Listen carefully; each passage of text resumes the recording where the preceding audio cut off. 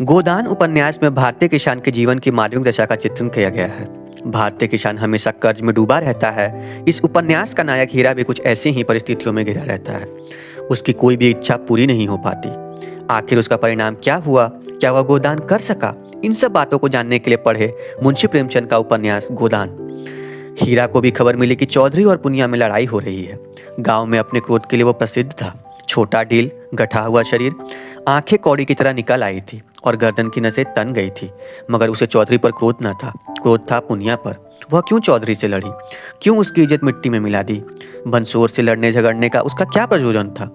उसे जाकर हीरा से सारा समाचार कह देना चाहिए था। हीरा जैसा उचित समझता करता। वह उससे लड़ने क्यों गई? उसका बस होता तो वह पुनिया को पर्दे में रखता। पुनिया किसी बड़े मुंह से खोल कर बातें नहीं रख पाती थी। यह उसे असह्य था। वह खुद जितना उद्दंड था, पुनिया को उतना ही शांत रखना चाहता था। जब भैया ने 15 रुपए में सौदा कर लिया तो वह बीच में कूदने वाली कौन? वैवाहिक जीवन के प्रभात में लालसा अपनी गुलाबी मदकता के साथ उदय होती है और हृदय के सारे आकाश को अपने माधुर्य की सुनहरी किरणों से रंजित कर देती है।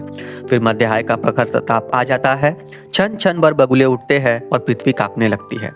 लालसा का सुनहरा आवरण हट जाता है और वास्तविकता अपने नग्न रूप में सामने आ खड़ी होती है। उसके बाद विश्राममय संध्या आती है, शीतल और शांत।